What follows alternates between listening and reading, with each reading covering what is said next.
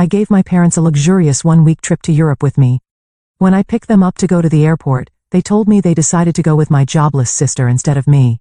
My mother smiled. Your sister needed some rest, so we decided to take her. I didn't say anything. They had a big surprise when they landed in Europe. You're late, my mom said as she stepped out onto the porch, pulling her suitcase behind her. I glanced at the clock on my dashboard. It was 6:02 a.m. 2 minutes late, Mom, I said, forcing a smile. I got out of the car to help with the luggage, but then I saw her, my sister Lauren, emerging from the house with her own suitcase in tow. My smile froze. What's going on? I asked, trying to keep my voice steady. My mom turned to me, her expression far too cheerful for the situation. Oh, Violet. We decided Lauren should come instead of you. She's been so stressed lately, and she really needs this trip. My chest tightened. Instead of me? Mom, I've been planning this for years. I paid for everything. She waved her hand dismissively as if I'd just pointed out something trivial. And we're grateful, sweetheart. But you're always working so hard. You can take another trip later. Lauren needs this right now. Lauren didn't even have the decency to look guilty. She just smirked, shifting her weight onto one hip. Thanks for understanding, sis, she said, her tone dripping with fake gratitude. I stared at the two of them, my heart pounding in my chest. My dad shuffled out a moment later, avoiding eye contact as he handed me his suitcase. This is unbelievable, I said, my voice shaking. This was supposed to be our trip, something for me to share with you. Well, it still is, my mom said with a smile. Just with Lauren instead. Don't make this a big deal, Violet. Your sister really needs a break. My name is Violet, and for the past 2 years, I've been working overtime, saving every spare penny to give my parents a trip they'd never forget. Flights, luxury hotels, guided tours, I planned every detail down to the last dinner reservation. But as I stood there in my parents' driveway, watching my sister get into the back seat of my car, I realized something I'd been avoiding for years. It didn't matter how much effort I put in their eyes, Lauren would always come first. I clenched my jaw, biting back the sharp retort sitting on the tip of my tongue. Instead, I forced a tight smile and opened the trunk. Let's get going then, I said, my voice flat. If they wanted to prioritize her over me, fine, they could go with her. But I wasn't about to let them enjoy it. The drive to the airport was suffocatingly quiet, except for Lauren's incessant chatter. Oh my gosh, Mom. Did you see that TikTok about Paris? I can't wait to go shopping there. Do you think we'll have time for that, or will the tours take up the whole day? My hands gripped the steering wheel tighter as I stared straight ahead, forcing myself not to say anything. My mom chuckled softly. Of course, we'll have time. We'll figure it out when we get there. I bit the inside of my cheek. When we get there. They didn't even seem to notice I wasn't part of that we anymore. At one point, my dad cleared his throat. Thank you for driving us, Violet. I know this probably feels unusual. I glanced at him in the rearview mirror. Unusual? That's an interesting way to put it, Dad. He didn't respond. He just shifted uncomfortably in his seat, probably wishing he hadn't spoken at all. Lauren leaned forward from the back seat, her voice grating. You're not mad, right? I mean, this is really big of you letting me go. I could never have afforded this on my own. I clenched my jaw and forced a tight smile. Of course, Lauren. Enjoy the trip. By the time we pulled up to the airport drop-off zone, my patience was hanging by a thread. As I helped unload their luggage, my mom gave me a hug. Thank you for understanding, sweetheart. This means a lot to us and to Lauren. I nodded stiffly. Sure, Mom. Lauren beamed as she wheeled her suitcase toward the entrance. Thanks, Violet. You're the best. I stood there watching them disappear into the terminal, my chest tight with anger and hurt. The ride back home was a blur. I replayed the conversation in my head over and over, each word cutting deeper than the last. This means a lot to Lauren. You're not mad, right? You're always working so hard. I parked in my driveway and sat in the car for a few minutes, gripping the steering wheel until my knuckles turned white.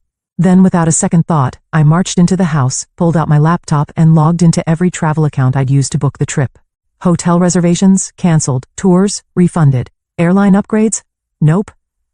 I stared at the confirmation emails piling up in my inbox, feeling the tightness in my chest start to ease. They wanted to take Lauren instead of me? Fine. But they wouldn't be staying in 5-star hotels or enjoying private tours on my dime. When I closed my laptop, a sense of satisfaction settled over me. They could explain themselves to the front desk staff in Paris. I was done being their doormat. The calls started as soon as their flight landed. My phone buzzed repeatedly as I unpacked my suitcase, the one I'd packed so carefully for a trip that was no longer mine. The irony wasn't lost on me as I hung up my dresses and neatly placed my shoes back on the shelf. The buzzing continued, filling the room with its relentless vibration. I sighed, picking up the phone and glancing at the screen. My mom's name flashed across it, accompanied by several missed calls and texts. I unlocked the phone and scrolled through the messages. Violet, what's going on? The hotel won't let us check in. The reservation is missing. Call me immediately. Violet, this isn't funny. Fix this now. A laugh escaped me before I could stop it. Fix this? They really thought I'd swoop in and save the day after what they'd done? The phone buzzed again, this time with a call from Lauren. I let it ring out, only for her to leave a voicemail. Violet, this is so petty, she snapped, her voice dripping with entitlement. We're stuck here because of you. You need to call the hotel and fix it now. I rolled my eyes and deleted the voicemail without listening to the rest. For years I'd been their fixer, the one who smoothed over every mistake and picked up every slack. Not anymore. Eventually I decided to answer, if only to stop the barrage of calls. My mom's voice hit me like a tidal wave of anger as soon as I picked up. Violet, what did you do? The hotel says the reservation was canceled and none of the tours are booked anymore. I let her rant for a moment, then calmly replied, I canceled them. There was a long stunned silence before she hissed, Why would you do that? Oh, I don't know, I said, my tone laced with sarcasm. Maybe because you decided to take Lauren on my trip. You're lucky I even drove you to the airport. We thought you'd understand, she snapped. Understand what? I asked, my voice rising. That years of saving and planning didn't matter because Lauren needed a break? That my hard work meant nothing to you? Guess what, Mom? I don't understand, and I don't care to. I hung up before she could respond and turned my phone off, tossing it onto the couch. The silence that followed was blissful, and I felt like I could breathe again. If they wanted to prioritize Lauren, fine, but they could figure out the rest of the trip without me. The silence lasted only a day. By the next morning, my phone was buzzing again with calls and messages. At first, I ignored them. I spent the day cleaning the house and catching up on work, but curiosity got the better of me by evening. I opened my phone and braced myself for the storm of texts. From my mom, Violet, you've gone too far. Your sister is in tears and your father is furious. We can't get into any of the hotels you booked. From Lauren, you're acting like a child. I don't get why you're making this such a big deal. Just fix it already. And finally from my dad. We need to talk. This isn't right. I set the phone down, shaking my head. For years, I'd been the one to fix things, to make sure everyone was comfortable and happy. Now that I'd taken a step back, they didn't know how to handle it. I poured myself a cup of tea and sat down at the kitchen table, letting the anger simmer. How dare they expect me to clean up their mess? How dare they act like I was the one in the wrong? The next call came minutes later, and this time I answered, Violet. My mom barked before I could say a word. This isn't funny anymore. We're stranded. Do you have any idea how embarrassing this is? I took a slow sip of my tea. Embarrassing? You think this is embarrassing? Try saving for years, planning every detail, and then being told you're not even part of the trip you paid for. Stop being dramatic, she snapped. Lauren needed this more than you. And now she can figure it out, I said firmly. You made your decision, Mom. You wanted to take Lauren instead of me? Fine. But don't expect me to fund her vacation. We're family, she hissed. We don't do this to each other. I let out a bitter laugh. Funny, I was just thinking the same thing. Lauren's voice came through the background, whining, Mom, just hang up on her. She's being impossible. That was the final straw. Enjoy your trip, I said, my tone icy. Oh wait, you can't. Because it's not your trip, it was mine. And now it's nobody's. Goodbye. I hung up before she could respond and turned my phone off again. For the rest of the evening, I felt an odd mix of anger and relief. Anger that they'd put me in this position, but relief that I'd finally stood up for myself. They could call me dramatic all they wanted. For the first time in my life, I wasn't letting them take advantage of me. The next few days were blissfully quiet. With my phone turned off, I finally had space to think clearly, free from the barrage of guilt trips and accusations. I spent my mornings sipping coffee on my back porch, enjoying the calm I'd craved for so long. My afternoons were filled with work and catching up on little projects I'd been putting off, things that reminded me how capable I was when I wasn't bogged down by their endless demands. But by the third day, curiosity got the better of me. I turned my phone back on to find over a dozen voicemails waiting for me.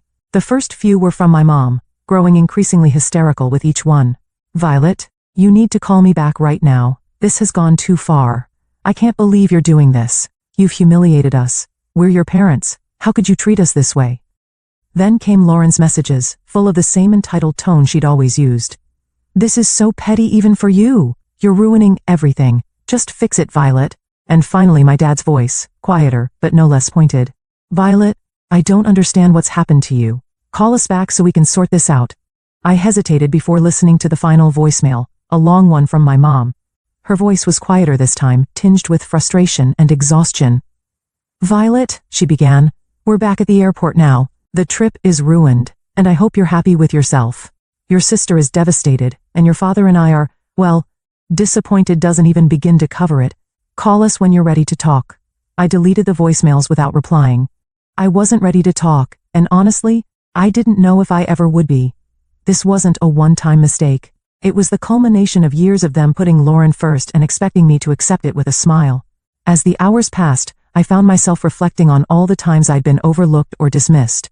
Every holiday where Lauren's whims dictated the plans.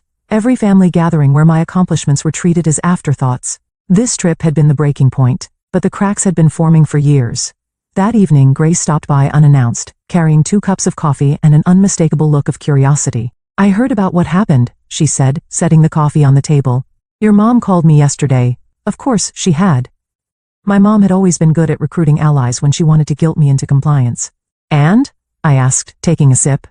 Grace shrugged, a sly smile creeping across her face. I told her you were probably busy and would get back to her when you were ready. I laughed, shaking my head. You're the best. No, you're the best, she said, her tone suddenly serious. Because you finally stood up for yourself. I know how hard that is, Violet. Don't let them drag you back down. Her words stuck with me long after she left. Grace was right. I'd spent too long bending over backward to please people who never seemed to care about my efforts. It was time to break that cycle once and for all. By the time the weekend rolled around, I felt a strange sense of clarity. The anger was still there, simmering under the surface. But it was joined by something I hadn't felt in years. Freedom. Freedom from their endless expectations. Freedom from being the family's fixer. Freedom to finally live on my own terms. But, as expected, the silence didn't last. It was Sunday afternoon when I finally got a call that I decided to answer. This time, it was my dad. Violet, he began, his voice heavy with weariness. Your mom wanted me to call. She thinks you'll listen to me. Go on, I said, leaning back in my chair. He let out a sigh.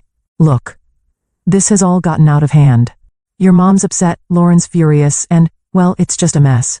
But you're better than this. I stiffened, his words igniting a fresh wave of anger. Better than what, Dad? Standing up for myself? Refusing to let you walk all over me again? That's not what I meant, he said quickly. It's just you've always been the reasonable one. The one who keeps everything together. This isn't like you. I laughed, a short bitter sound.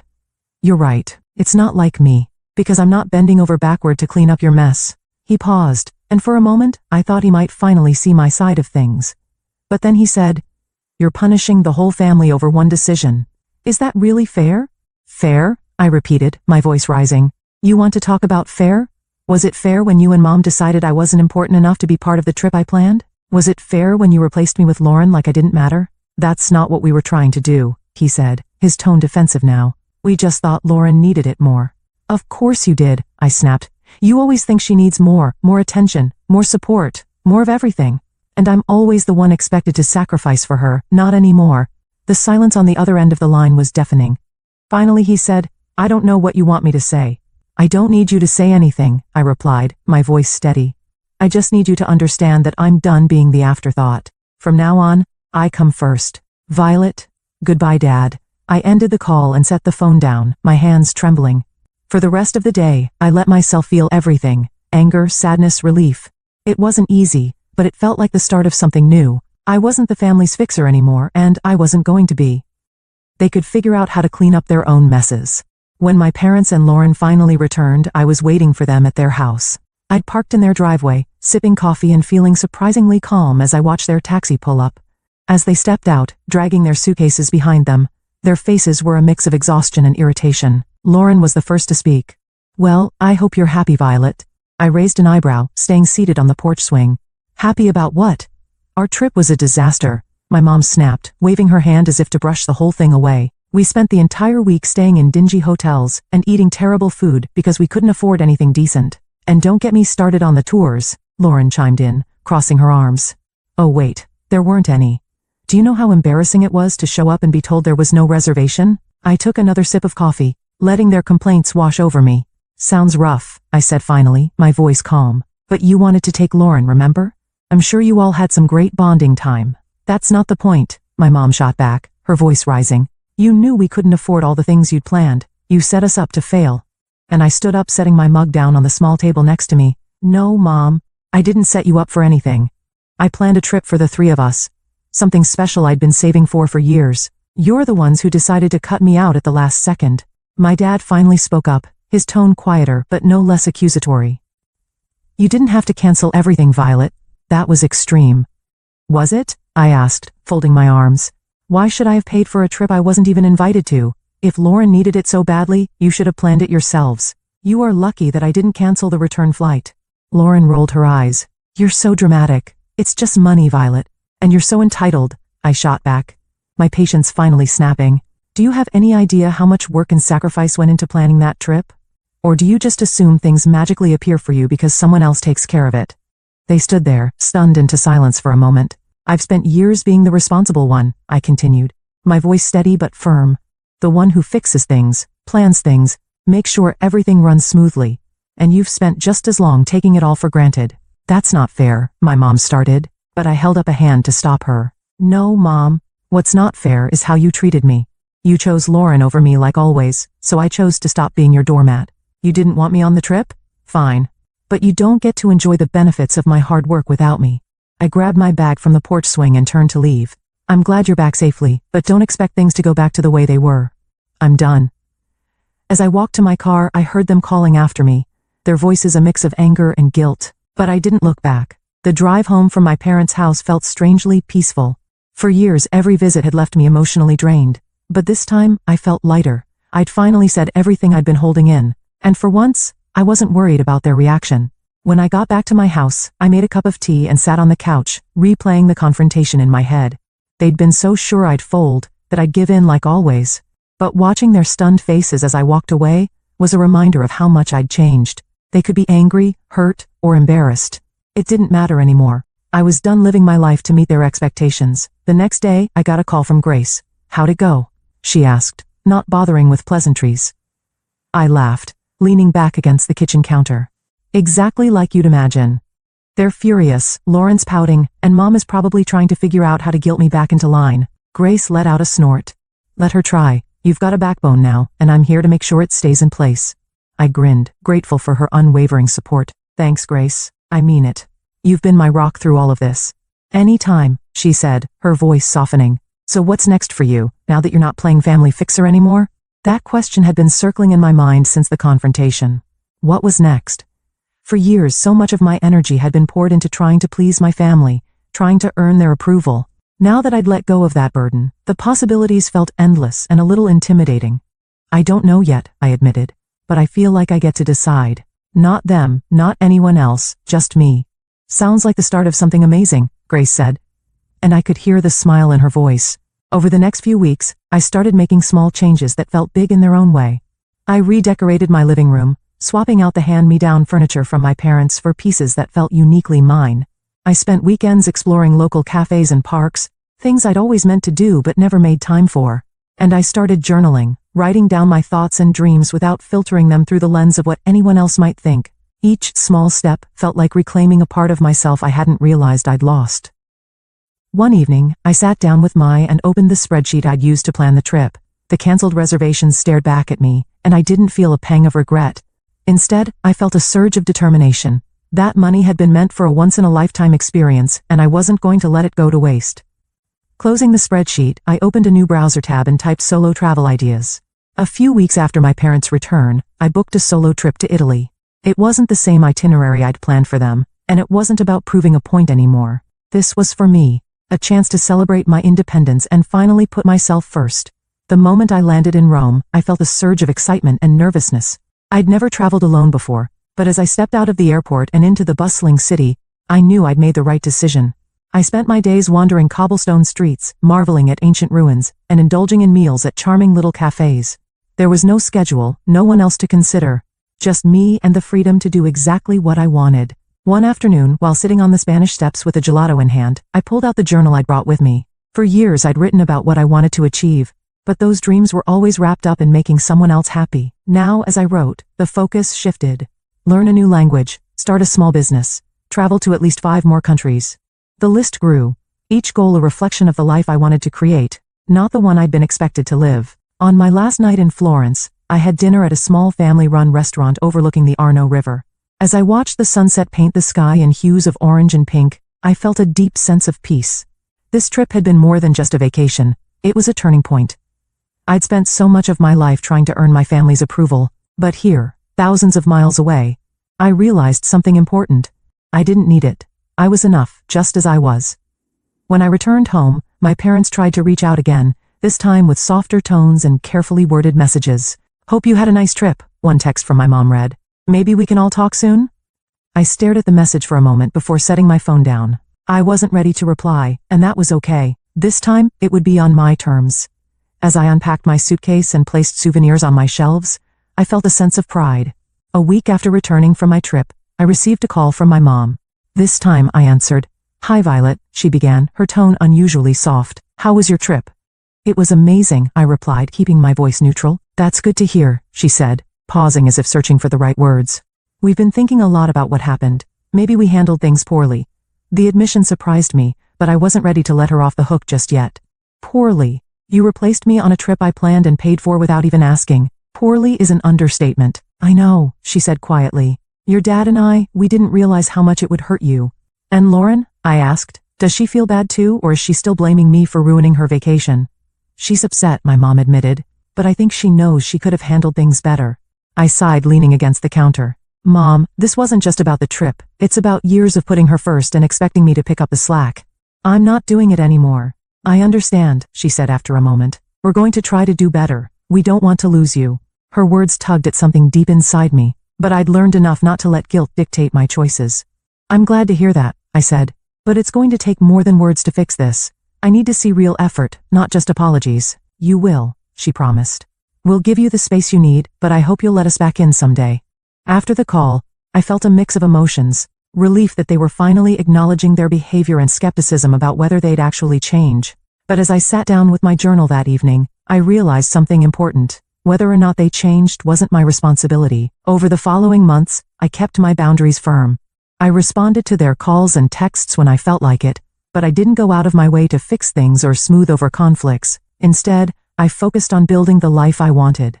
I signed up for a photography class, something I'd always dreamed of doing but never had the time or energy for. I joined a local hiking group, and even started planning my next solo trip. Each step I took felt like reclaiming another part of myself. One day, as I sat on my porch watching the sunset, I realized how far I'd come. I wasn't the person who bent over backward for people who didn't appreciate me. I was someone who valued herself, who set boundaries, and who wasn't afraid to stand up for what she deserved. I felt truly free.